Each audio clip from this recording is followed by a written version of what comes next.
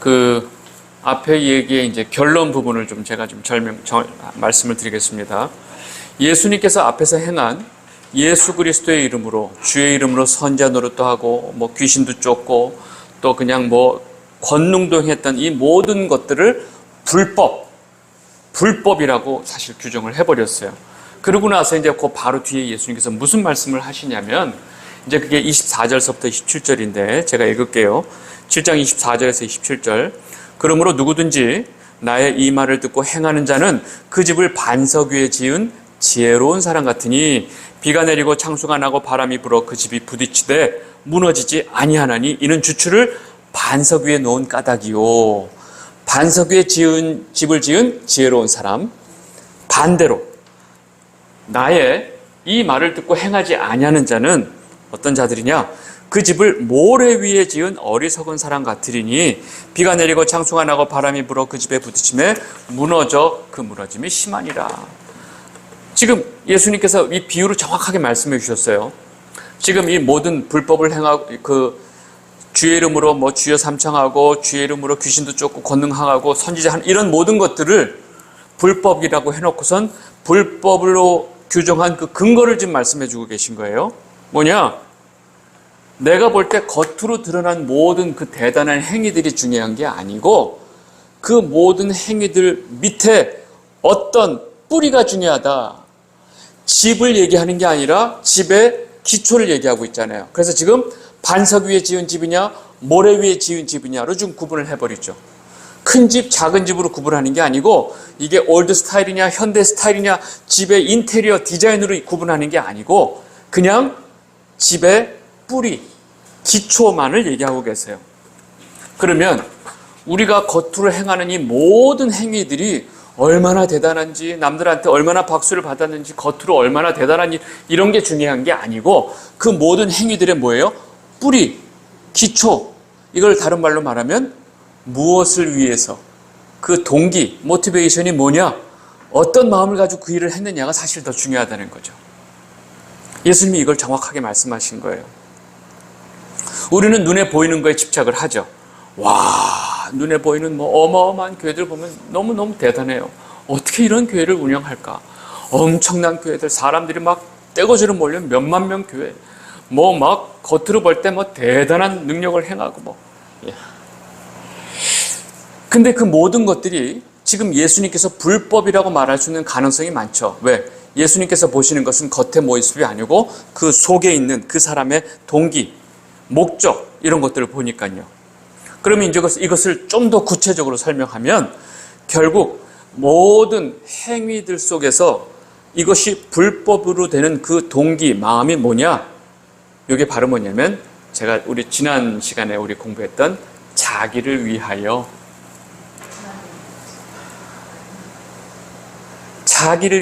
이 모든 행위를 하면 이것이 불법이 되는데 놀라운 건 자기를 위해서 이 모든 종교적인 행위, 어마어마한 이런 권능들을 행할 수 있다라는 거예요. 아니 자기를 위해 했는데 그게 된다는 거예요. 왜요? 이 역사가 누구의 역사니까? 마귀의 역사니까요. 마귀는 이걸 적극적으로 이용하고 있기 때문에 가능하다는 거예요. 그래서 이 자기의 어떤 종교적인 위상, 자기의 유익을 위해서 눈에 보이는 그 어마어마하게 대단해 보이는 모든 종교 행위들은 다 주님 앞에 불법이라고 얘기를 하는 거죠. 그래서 유대인들한테 이 어마어마한 이야기를 말씀을 하시고 너희들은 다 불법을 행하는 자들이다. 그리고 너희들이 행하는 모든 종교 행위의 그 기초, 뿌리가 무엇인지 다시 한번 확인해라. 라고 지금 예수님께서 말씀을 하신 거죠. 이게 사실은 산상복음의 결론이에요. 산상수훈의. 그래서 이제 로마서에 보면 이 이야기를 아주 객관적으로 정확하게 정리해 놨습니다. 로마서 10장 2절 3절 이거 한번 같이 한번 읽겠습니다. 시작. 내가 증언하노니 그들이 하나님께 열심히 있으나 올바른 지식을 따른 것이 아니니라. 하나님의 의도 모르고 자기 의를 세우려고 힘써 하나님의 의에 복종하지 아니하니라. 하나님 앞에 그 열심은 너무너무 그냥 대단한데 그 모든 것이 자기의 의. 여러분, 이 세상에서 율법 지킴에 대한 그 열심을 유대인들을 따라갈 수 있는 사람이 없어요. 이렇게 삶의 그 가장 예민한 부분까지 철저하게 율법대로 살아가는 유대인들이 하나님 앞에 불법이라고 얘기를 들으니 얼마나 열받았겠어요. 그것이 자기의 의를 위하여. 여러분, 유대인들의 이러한 철저한 율법 지킴이 결국 자기들의 의를 위했다는 게 밝혀진 거죠. 그래서 결국은 자기들의 의를 위해서 지켰기 때문에 아이러니하게도 하나님의 의에 복종하지 않는 결과가 나온 거예요. 하나님 앞에 율법을 목숨처럼 지키는 이 사람들이 결국은 하나님 앞에 복종하지 않은 결과가 나온 거예요. 지금 예수님께서 그 대단한 종교 행위들이 다 결국은 아이러니하게도 불법이 된다. 여러분, 지금 예수님의 이 말씀을 우리가 적용을 하는 거예요. 지금 우리가 그동안 해왔던, 교회 안에 행했던 그 많은 그 신앙의 행위들, 이것이 사실은 예수님 앞에 불법이 될 수 있다는 걸 우리가 알아야 돼요. 제가 막 그건 불법입니다 말하면 이제 또 저를 공격할 테니까 지금 예수님이 얘기하시는 거예요. 여러분, 결국 이 성경의 메시지는 너무나 예수님께서 해주신 말씀은 분명해요.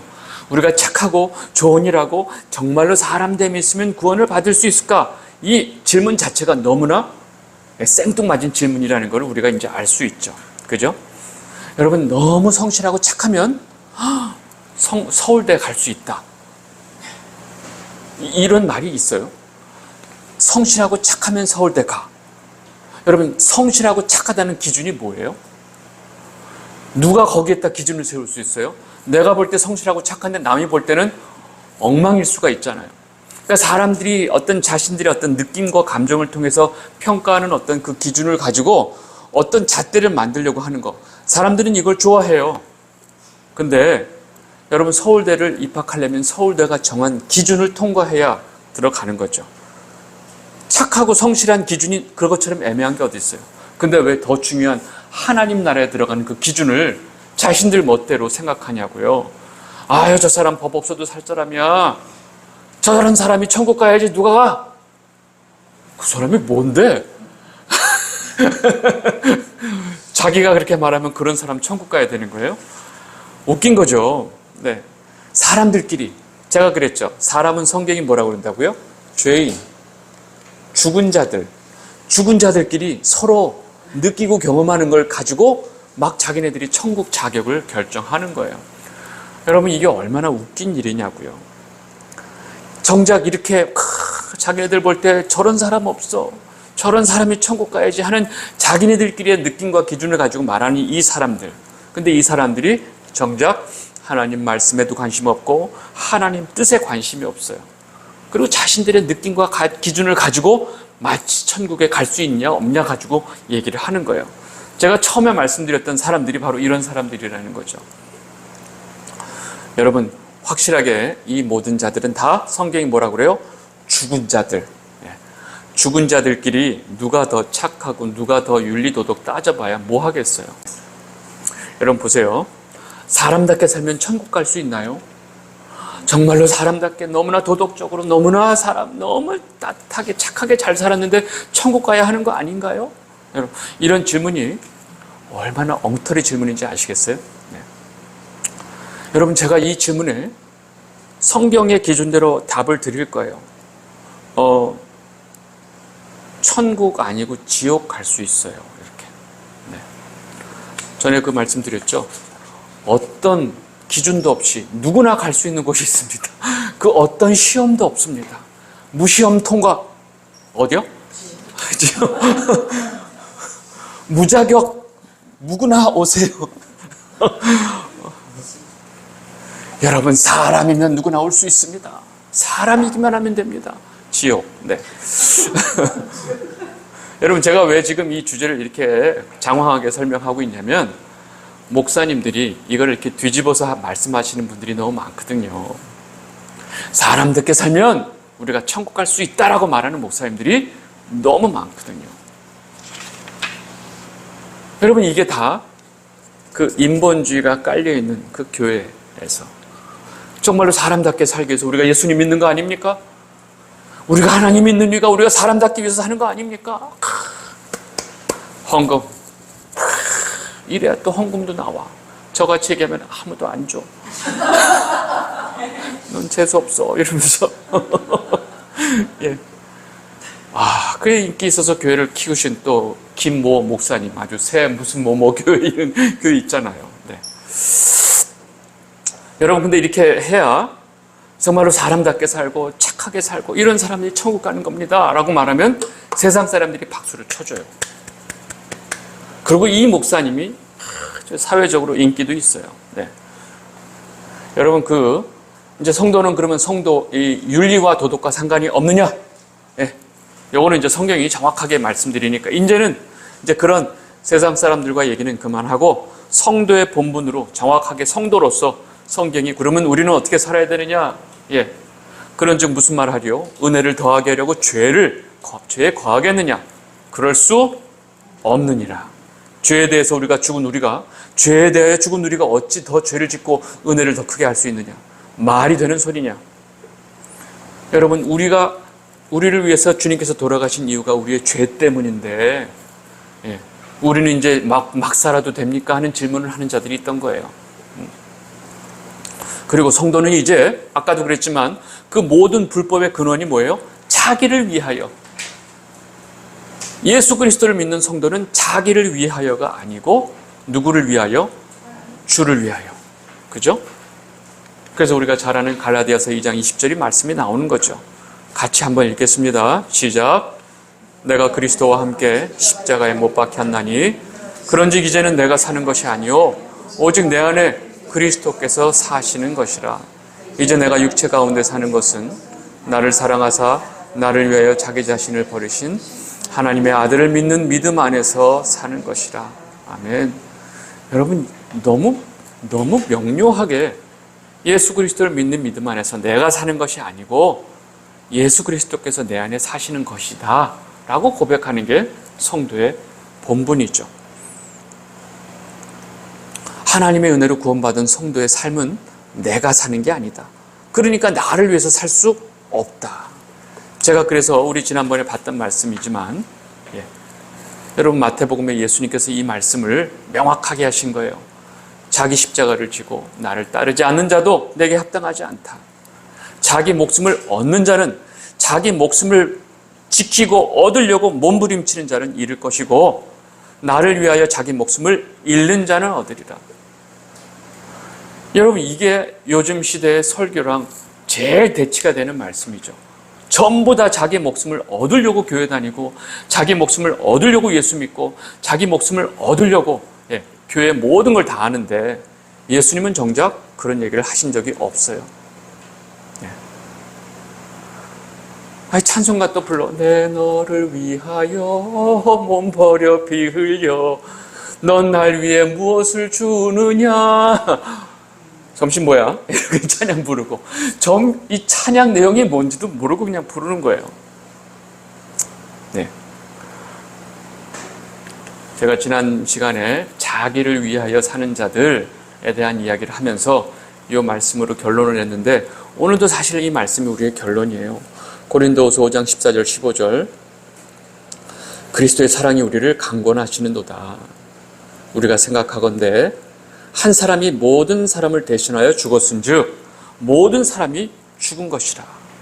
그가 모든 사람을 대신하여 죽으심은 살아있는 자들로 하여금 다시는 그들 자신을 위하여 살지 않고 오직 그들을 대신하여 죽었다가 다시 살아나신 이 예수 그리스도를 주님을 위하여 살게 하려 함이라.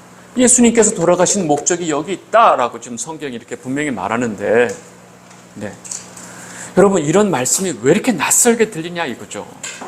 너무 뭐야? 성경에 이런 말이 있었어? 이건 그냥 안 들은 걸로 해. 뭐 우리가 이럴 거예요. 네. 여러분, 제가 사람답게 착하게 살면 천국 갈 수 있나요? 천국 가야 되는 거 아니에요? 라고 말하는 이 질문에 대해서 성경이 어떤 답을 하고 있는지 다 아시겠지만 제가 다시 한번 정리를 한 겁니다. 사람답게 산다고 절대 천국에 갈 수 없어요. 확실한 건 지옥에 갈 수 있다는 거죠. 예.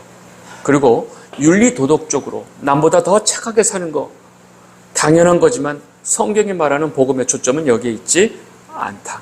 예. 우리가 당연히 남들을 도우면서 착하게 살아야 되는 건 당연하지만 그게 포인트가 아니라는 거죠. 왜요? 성도들은 나를 위해서 사는 자들이 아니기 때문에 나를 위해서 십자가에 돌아가시고 내게 새 생명을 주신 예수 그리스도를 위해서 사는 자들이기 때문이다 라고 얘기를 합니다. 여러분, 근데 너무나 이 세상에 그 인본주의적인 사고를 가지고 성도들을 데리고 우리가 사람답게 살자라고 이끌어가는 목사들이 너무 많아요. 이제 우리가 이것을 분별해야 된다라고 제가 말씀드리는 거예요. 여러분, 인본주의적인 사고를 가지고 우리가 먼저 사람답게 살아야 되는 거 아닙니까? 라고 하면서 이것이 천국의 자격인 것처럼 계속 세뇌를 시키고 끌고 가는 목사를 무슨 목사라고 그러죠? 예?